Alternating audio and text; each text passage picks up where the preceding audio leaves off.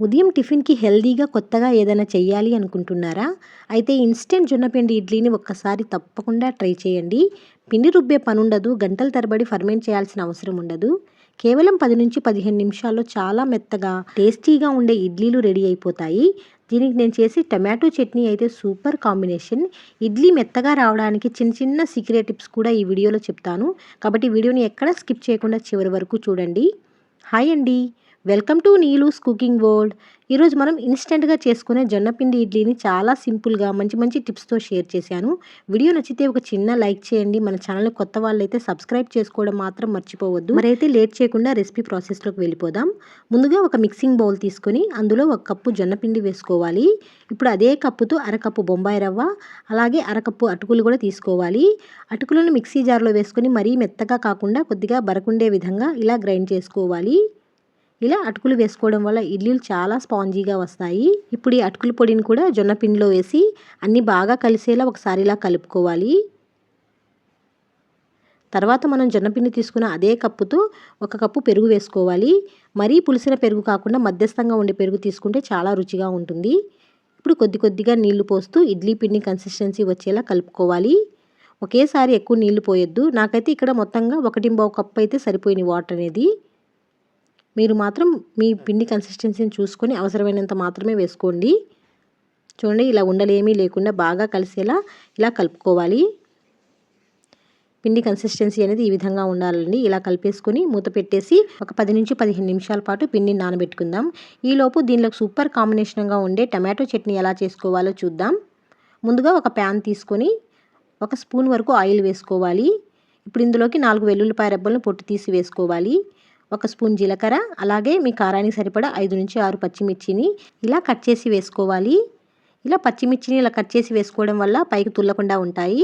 ఇవి కొద్దిగా వేగిన తర్వాత ఫ్రెష్గా ఉండే ఒక రెమ్మ కరివేపాకుని తీసుకొని వేసుకోవాలి. ఇలా కరివేపాకు కూడా కొద్దిగా వేగిన తర్వాత మీడియం సైజులో ఉండే ఒక ఉల్లిపాయను తీసుకొని కొంచెం పెద్ద ముక్కలుగా కట్ చేసుకొని ఇందులో వేసి 1 నిమిషం పాటు వేయించుకోవాలి. ఉల్లిపాయలు మరీ ఎక్కువగా వేయించాల్సిన అవసరం లేదండి. కొద్దిగా మెత్తబడితే సరిపోతుంది. ఇలా కొద్దిగా వేయించుకున్న తర్వాత మీడియం సైజులో ఉండే 3 టమాటాలను తీసుకొని ఇలా కొంచెం పెద్ద ముక్కలుగా కట్ చేసి వేసుకోవాలి.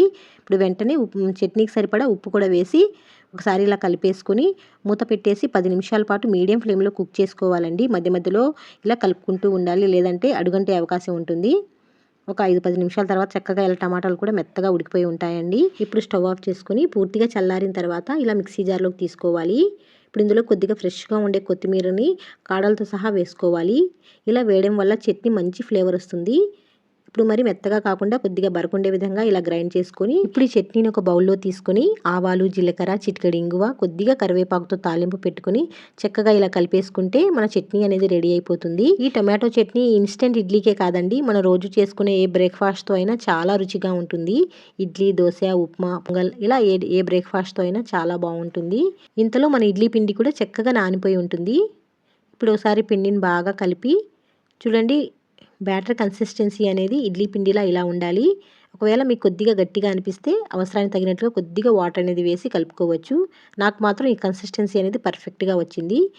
ఇప్పుడు ఇందులోకి రుచికి సరిపడా ఉప్పు, కొద్దిగా వంట సోడా, అలాగే 1 స్పూన్ వరకు ఆయిల్ అనేది వేసుకోవాలి. ఇలా నూనె వేయడం వల్ల ఇడ్లీలు ఇంకా మెత్తగా సాఫ్ట్గా వస్తాయండి. ఇప్పుడు ఇవన్నీ బాగా పిండిలో కలిసిపోయేలా ఒకసారి ఇలా కలుపుకుందాం. చూడండి, బ్యాటర్ ఎంత బాగుందో, అచ్చం మనం రుబ్బుకున్న పిండిలాగే ఉంది కదా. ఇప్పుడు ఇడ్లీ ప్లేట్లో కొద్దిగా ఆయిల్ అప్లై చేసుకొని ఇలా ఇడ్లీలా వేసేసుకోవాలి. ఇక్కడ మనం కలుపుకున్న పిండికి నాకు 14 ఇడ్లీ వరకు వచ్చాయండి. చక్కగా ఇలా మొత్తం ఇడ్లీ ప్లేట్లో వేసేసుకున్నాం కదా. ఇప్పుడు ముందుగానే ఇడ్లీ పాత్రలో వాటర్ని వేసి మరిగించి పెట్టుకోవాలి. ఇప్పుడు ఈ ఒక్కో ప్లేట్ని ఈ పాత్రలో పెట్టేసుకొని మీడియం ఫ్లేమ్లో 10 నిమిషాల పాటు ఉడికించుకుంటే చక్కగా కుక్ అయిపోతాయి. 10 నిమిషాల తర్వాత చూపిస్తున్నాను చూడండి. చక్కగా చేతికి ఇలా కొద్దిగా తడి చేసుకొని ఇలా టచ్ చేస్తే ఇడ్లీని ఏమాత్రం పిండి అంటుకోవట్లేదంటే చక్కగా ఉడికిపోయినట్లే. ఇప్పుడు స్టవ్ ఆఫ్ చేసుకొని ఒక 5 నిమిషాలు పక్కన పెట్టేసి ఇడ్లీ ప్లేట్లు బయటికి తీసుకుంటే ఇడ్లీలు అనేవి చాలా ఈజీగా వస్తాయండి. చూడండి, ఇడ్లీలు ఎంత చక్కగా వచ్చాయో, అచ్చం మనం ఫర్మెంట్ చేసిన ఇడ్లీ పిండితో చేసినట్టే చాలా బాగా వచ్చాయి కదా. ఇప్పుడు మనం వీటిని ముందుగానే తయారు చేసి పెట్టుకుని టమాటో చట్నీతో పాటు సర్వ్ చేసుకుంటే చాలా రుచిగా ఉంటాయండి. చాలా కమ్మగా ఉంటాయి. మీకు ఇష్టం ఉంటే కొద్దిగా కారపొడితో కూడా సర్వ్ చేసుకోవచ్చు. ఈ కారపొడి రెసిపీ ఆల్రెడీ మన ఛానల్లో ఉందండి. మీకు కావాలంటే డిస్క్రిప్షన్లో లింక్ ఇస్తాను, వీలైతే చూసేయండి. చూడండి, ఇడ్లీలు ఎంత సాఫ్ట్గా మెత్తగా ఉన్నాయో. ఇలా ఫ్లఫీగా ఉంటే ఎవరికైనా తినాలి అనిపిస్తుంది కదా. అలాగే ఈ టొమాటో చట్నీతో కలిపి తింటుంటే కాంబినేషన్ అయితే ఇంకా సూపర్గా ఉంటుంది. ఉదయాన్నే పిండి నానబెట్టడం మర్చిపోయినా లేదంటే వెంటనే ఏదైనా హెల్తీ టిఫిన్ తినాలి అనిపించినా ఈ ఇన్స్టెంట్ జొన్నపిండి ఇడ్లీ రెసిపీని తప్పకుండా ట్రై చేయండి. ఇది చాలా సింపుల్గా తయారవుతుంది, తినడానికి కూడా చాలా రుచిగా ఉంటుంది. పిల్లల నుంచి పెద్దవాళ్ళ వరకు అందరు చాలా ఇష్టంగా తింటారండి. ఒకసారి నేను చెప్పిన కొలతలతో ట్రై చేసి చూడండి, ఖచ్చితంగా మీకు నచ్చుతుంది. ట్రై చేసిన తర్వాత మీకు ఎలా కుదిరిందో కమెంట్ సెక్షన్లో తప్పకుండా తెలియజేయండి. అలాగే వీడియో నచ్చినట్లయితే చిన్న లైక్ చేయండి.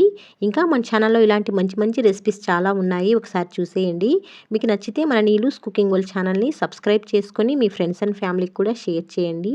మీరు అలా షేర్ చేయడం వల్ల వాళ్ళకి ఉపయోగపడుతుంది. మరొక మంచి రెసిపీతో నెక్స్ట్ వీడియోలో కలుద్దాం. Thanks for watching.